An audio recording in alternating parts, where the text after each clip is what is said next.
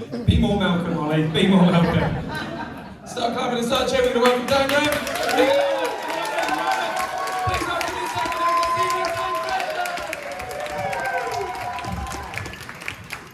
Thank you, everyone except for fucking Ollie. So, fuck me, it's good to be back here in fucking Cornwall. I've been traveling all over the place, right? You know, I've been fucking Paris for the culture, I went to fucking Venice for the architecture, Amsterdam for the glory holes, and Camborne for...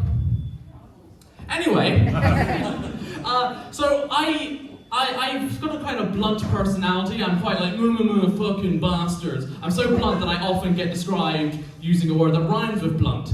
And the reason is I've relied on my personality my entire life because I don't believe I'm really that good looking, okay? You know, growing up I used to get like the whole speech, oh, it matters what's on the inside that counts, you know, which is really weird, especially before you get your endoscopy.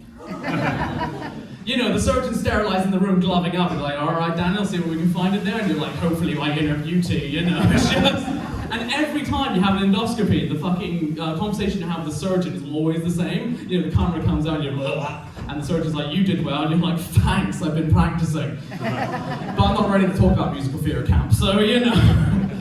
So I come from a really, like, large family of, like, violent criminals, you know, alcoholics, you know, Irish Catholics, you know, fucking maniacs. My great-grandmother once drove 5 hours to meet with the leaders of the IRA just to tell them to fuck off. Then she fucking left, holy shit. My grandmother was always like, oh, don't, you know, drink around me, I'll start a fight in a fucking empty room, which was a self-fulfilling prophecy because she ended up doing that in her prison cell.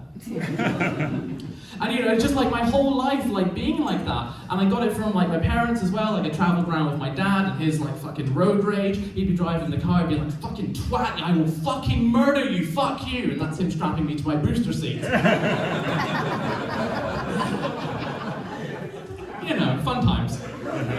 And like, but the thing is, like, I look at that side of my upbringing and I have to sympathize with my younger brother. I have a 6-year-old brother, and I've seen him grow, you know, I've seen him when he was a fetus to developing now, his personality developing, and this kid's a fucking cunt.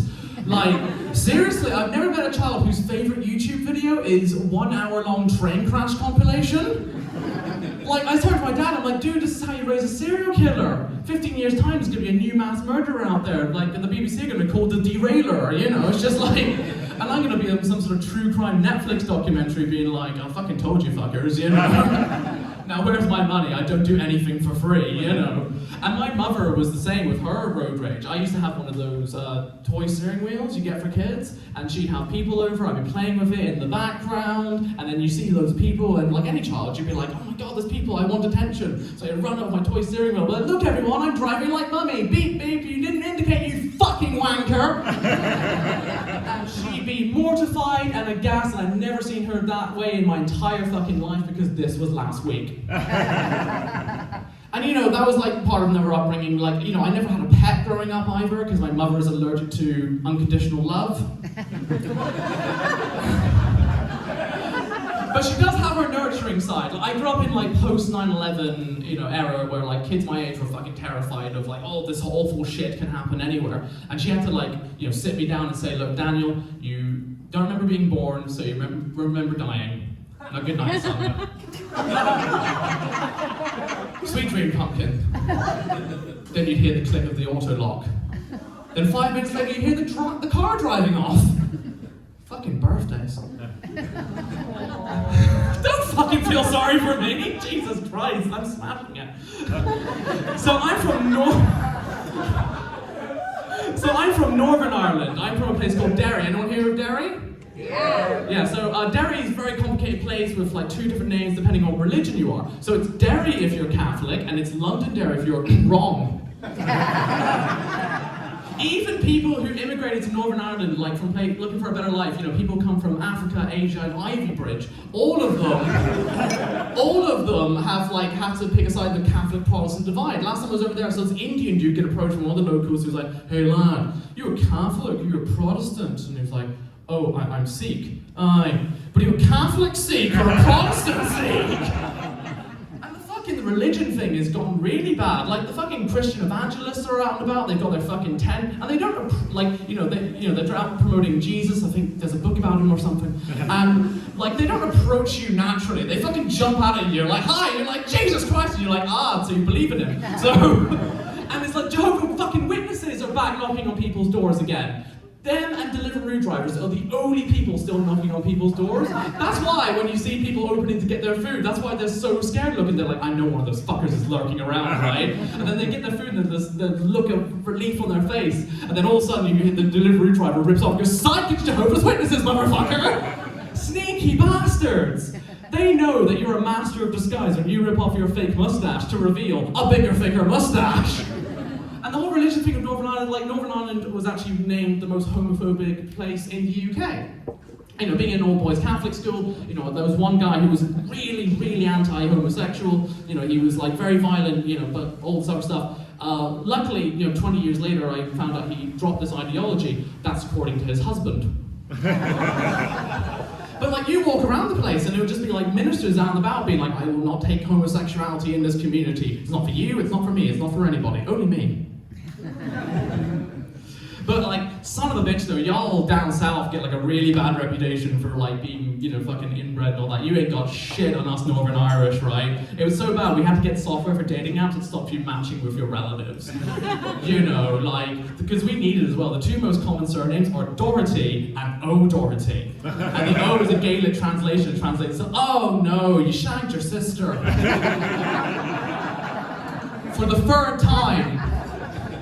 Today. And not to mention, we had like a lot of issues. Like, we had a massive like porn addiction epidemic. You'd be walking around churches, there'd be big signs that say, porn addiction meeting, don't worry, you're not alone, we're beating it together, which is very...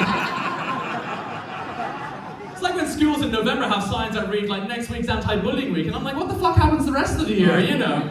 And these are all set up like, you know, like Alcoholic Anonymous style meetings. There's, you know, free food and coffee, and the free food no one fucking eats because we all know those fucking hands have been, you dirty pervy bastard. Yeah, you Ollie. And the thing is, the whole porn thing is like really bad for guys. Like, never underestimate the fragile ego of a man. Like my dad like called me up being like, oh my god, I'm really bad father, my career's in the sink, and I'm, you know, fucked my life up so bad that no one's gonna come to my funeral. And I was like, Dad, don't be daft, you'll be there. And the whole porn thing is like technology. Like, I grew up in the rise of the internet. We had a website called Chat Roulette. Anyone remember Chat Roulette?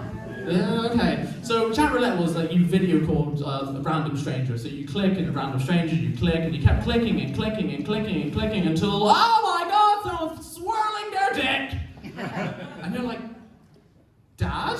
I was like, don't worry, my dad wasn't on Chat Roulette. He burst into my bedroom. But, and I'll wrap up this with a little exploration of something we was brought up earlier, the dick pic, right? It's a common topic nowadays to use by couples who are quite far apart. You know, they're trying to maintain intimacy in a long distance relationship. And but like back in the day, you really had to put in the fucking effort. Like, you know, you had to like get posts and second class posts and like all this other stuff, and you got courier, and then you could get someone to train an animal to send post. If I was to send a dick pic, I'd train a raven to send my dick pic. So when it soared down, the recipient got it. They'd be like, oh my god, what's this? And the raven would be flying off going, caw, caw, caw! And with that, I will bid you adieu. Thank you!